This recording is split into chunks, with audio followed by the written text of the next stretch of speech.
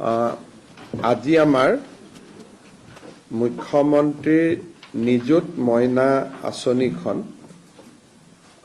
চৰকাৰীভাৱে আমি আজি কেবিনেটত আনুষ্ঠানিক স্বীকৃতি দিওঁ বা আঁচনিখন ৰূপায়ণৰ বাবে আমি সিদ্ধান্ত গ্ৰহণ কৰোঁ। মই অলপ আঁচনিখনৰ বিষয়ে আপোনালোকক বুজাই দিব খুজিছোঁ। দশমমান শ্ৰেণীৰ পৰা উত্তীৰ্ণ হৈ যিসকল ছোৱালী বা ছাত্ৰীয়ে একাদশ মান শ্ৰেণীত নামভৰ্তি কৰিব, তেওঁলোকে গৰম বন্ধৰ 2টা মাহ বাদ দি প্ৰত্যেক মাহত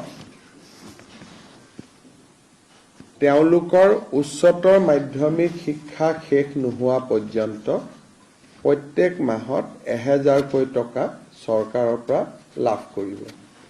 অৰ্থাৎ হায়াৰ ছেকেণ্ডেৰী ফাৰ্ষ্ট ইয়াৰত এইবাৰ যিসকল ছোৱালীয়ে নামভৰ্তি কৰিছে, তেওঁলোকে হায়াৰ ছেকেণ্ডেৰী পৰীক্ষা বা পাঠ্যক্ৰম সম্পূৰ্ণ কমপ্লিট নকৰালৈ 1000 টকা চৰকাৰৰ পৰা প্ৰতি মাহত তেওঁলোকে পাব আৰু এই পুঁজিটো প্ৰত্যেক মাহৰ 11 তাৰিখে তেওঁলোকৰ বেংক একাউণ্টত চৰকাৰে পঠিয়াই দিব। যিসকলে 3 বছৰীয়া, এতিয়া 4 বছৰীয়াও হৈছে, যিসকলে 3 বছৰীয়া বা 4 বছৰীয়া ডিগ্ৰী পাঠ্যক্ৰম, আগতে গ্ৰেজুৱেশ্যনটো 3 ইয়াৰ গ্ৰেজুৱেশ্যন আছিল, আজিকালি গ্ৰেজুৱেশ্যনটো 4 ইয়াৰো বিভিন্ন ইউনিভাৰ্চিটিয়ে কৰিছে।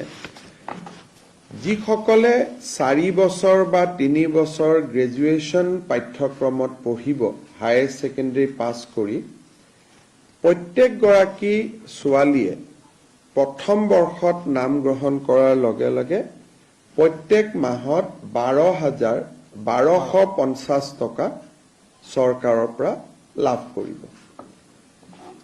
আৰু যিসকলে ডিগ্ৰী পাছ কৰি এইবাৰ পোষ্ট গ্ৰেজুৱেটত নাম লগাব, পোষ্ট গ্ৰেজুৱেট বুলি কওঁতে আমি BEdক ইয়াত ধৰি লৈছোঁ, পোষ্ট গ্ৰেজুৱেট কাম BEdত নামভৰ্তি কৰিব, তেওঁলোকে প্ৰত্যেক মাহত চৰকাৰৰ পৰা 2500 টকা কৰি লাভ কৰিব, 2500 টকা।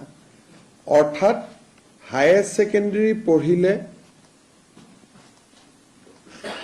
1000 টকা প্ৰত্যেক মাহত, ডিগ্ৰী পঢ়িলে 1250 টকা প্ৰত্যেক মাহত, আৰু গ্ৰেজুৱেশ্যন পঢ়িলে, গ্ৰেজুৱেশ্যন পাছ কৰি স্নাতকোত্তৰ পোষ্ট গ্ৰেজুৱেশ্যন পঢ়িলে মাহত 2500 টকা লাভ কৰিব। ইয়াত কেইটামান চৰ্ত আছে। প্ৰথম চৰ্তটো হ'ল যে যিখিনি ছোৱালীক আমি হায়াৰ ছেকেণ্ডেৰী পৰীক্ষাত ভাল ৰিজাল্ট কৰাৰ কাৰণে আমি স্কুটি দিওঁ, তেওঁলোকক আমি নিযুত মইনা আঁচনিত অন্তৰ্ভুক্ত কৰা নাই। কাৰণ স্কুটি এখনৰ দাম প্ৰায় 70,000 টকা হয়গৈ, আৰু নিযুত মইনা আঁচনিত তেওঁলোকে আমাৰ বাকী ছোৱালীখিনিয়ে যদি 12,000 আমি যদি 12,500 কৰি 3 বছৰতো দিওঁ 36,000 হয়। কিন্তু ছোৱালীয়ে যদি কয় যে নহয় মোক স্কুটি নালাগে, মই নিযুত মইনাহে ল'ম, তেতিয়াহ'লে নিযুত মইনাও তেওঁ ল'ব পাৰিব। অৰ্থাৎ ছোৱালীজনীৰ ওপৰত ডিপেণ্ড কৰিব যে মই স্কুটিখন ল'ম নে মই নিযুত মইনা আঁচনিটো ল'ম। দুটা আঁচনি আমি একেলগে নিদিওঁ। তাৰ পিছত আনটো বিষয় হ'ল যে এই আঁচনিখনৰ পৰা মন্ত্ৰী আৰু বিধায়কৰ ছোৱালীসকল এই আঁচনিৰ হিতাধিকাৰী হ'ব নোৱাৰিব।